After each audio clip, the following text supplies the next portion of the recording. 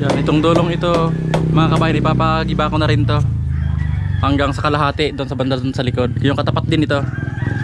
Kasi ang bala ko dapat ito lang muna yung babaguhin ko ito. Kaso nakita ko mababa yung dating bubong na to, hindi siya babagay dito sa ginagawa ko. Kaya idudugtong na namin to, ayusin na rin namin tong dito sa kalahati. Kaya magiging buo na yung harap. Pero yung likod, titingnan ko yung likod kung babagay siya, sa sunod na namin gagalawin. Ito na muna ang sa harap. Kaya ito yung gagawin ni J-King, sinsil ko na yung mga hollow blocks dyan. Yan, ito mga kabayan yung loob dito. Ano J-King, matigas ba? Malambot na yung hollow block sa loob, ano na oh. Yan, marupok na rin Parang... mga kabayan, kaya sabi ko palitan ko na. Yan, pero alam ko rin sa nanay ko kung gusto niya na baguhin na talaga to lahat. Pero ito lang harap na to, yung sa likod, saka na. Yan, hanggang dito na lang yung kuwan ko dito. Yung pinakapader. Kumurong ako dito sa dating pader ng kuwan, ng halos 1 meter galing dito sa dating pader na to. Iuurong ko na dito.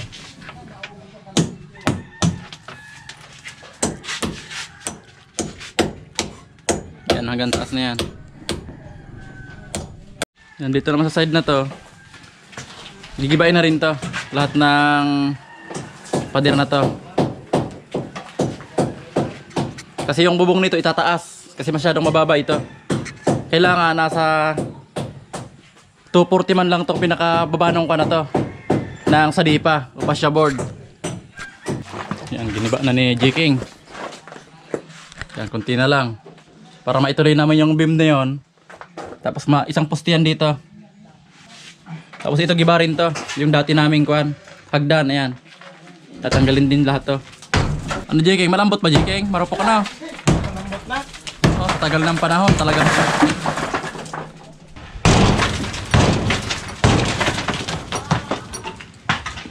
Yan, sagad dyan J-King hanggang dito sa baba. Maglalagay tayo ng kuan dyan, wall footing.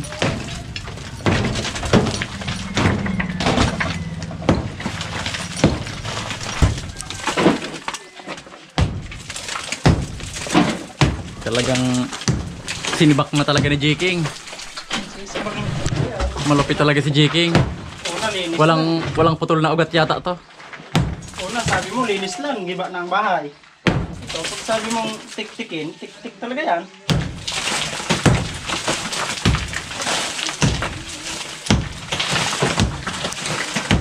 J-King, magsalamin ka ba? Katabaan ng mata mo. Googles ba to?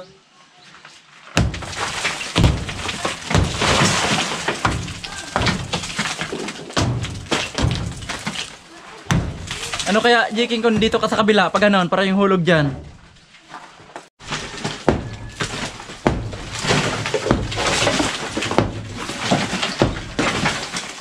Yan, marupok na mga kabayan yung hollow block. Tatagal na ng panahon.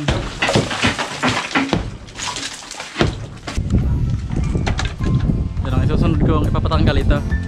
Alas ko na to, 1 linggo na to.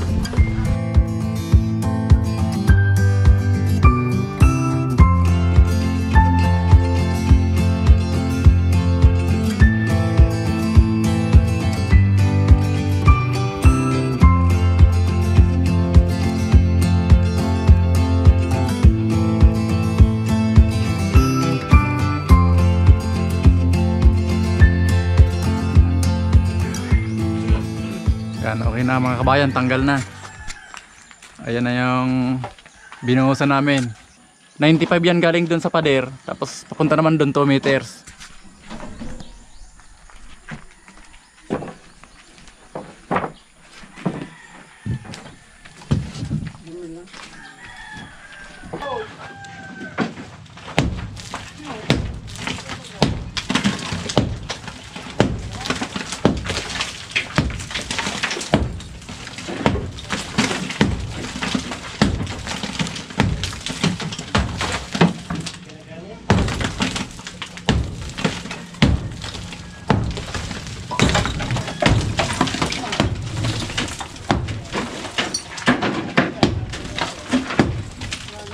Ano J-King? Kaya pa? Parang ano lang, parang putik. sa sobrang lambot. Yan, ito na yung hagdan namin. Yan, giniba na ni J. King. Tapos yung mga pinagtibagan na yan, yan din yung gagawin naming panambak dito. Tapos yung kulang, maghuhukay ulit kami ng septic tank. Lalakyan namin yon para mapuno namin to. Yung iba itong flooring na to, tatanggalin to. Kasi yung flooring namin ngayon hanggang dito na lang. Kaya tatabasin yan, papunta dyan.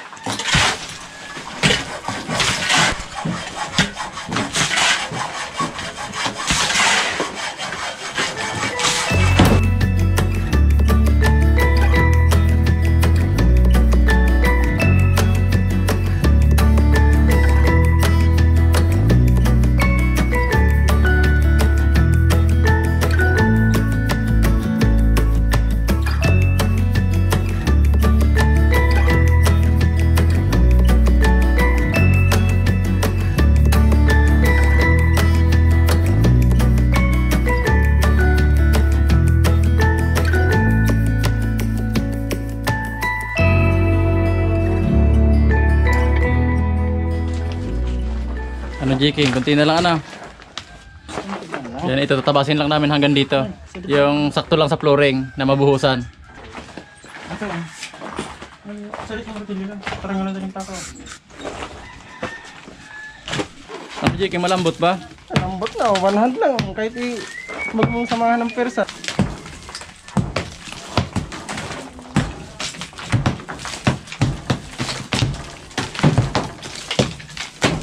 Parang dinaanan ng bako yung dinimulis ni J-King.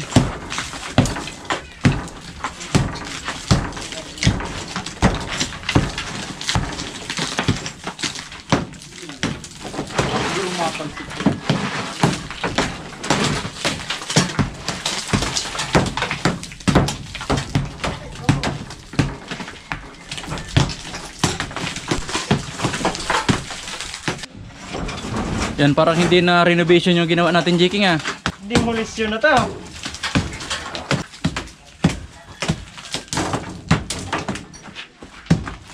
Yan, yan sagad dyan hanggang baba. Dadaanan ang wall footing yan dito sa harap. Kaya giba yan.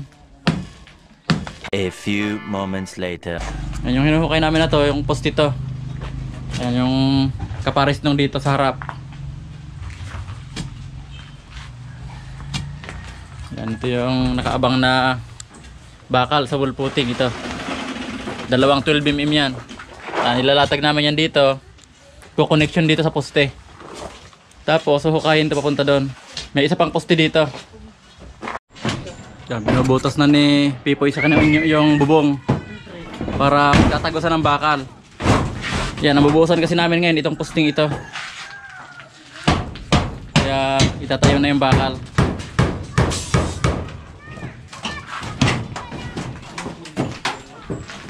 Ano po, sakto na yan po sa baba, nakahulog na.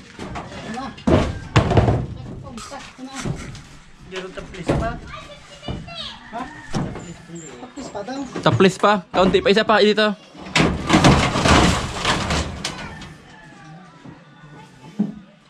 Yun na.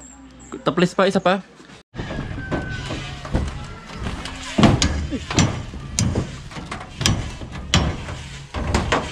Yan, ay, posting bubuhusan namin.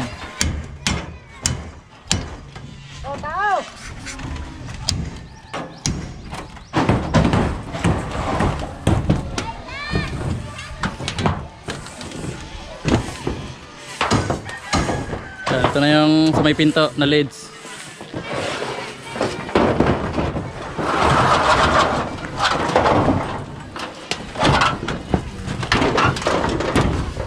Yan, di bali yung matitira sa bububungan ko. Itong dito muna sa kalahati. Kasi ito yung kusina namin. Yung kwarto ng mga magulang ko dito. Yan, yung beam kasi namin dyan dadaan. Kaya kailangan matanggal yung kwan dyan. Yung rafter na kahoy.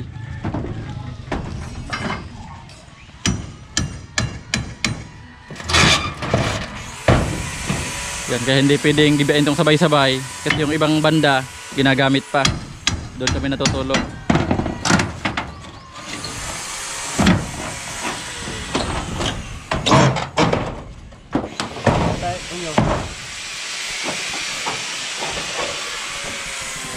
Bakal! Na, bakal.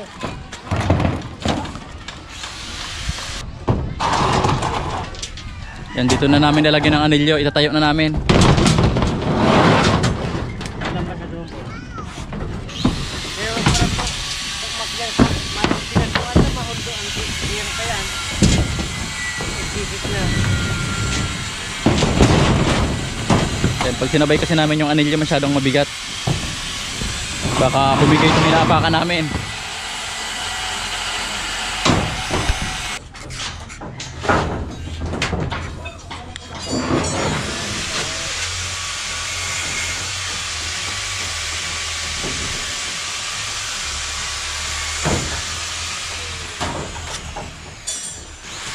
Yan, okay na ito mga kabayan. Bubuhusan na namin to.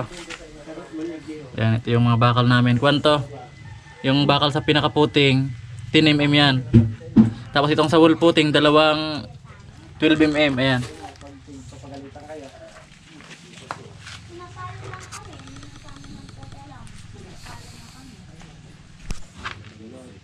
Yan, tapos itong 12mm na to na wall puting dito, nakadugtong dito sa dati. Ayan. Dito sa may naunang asintada sa harap. Ayan.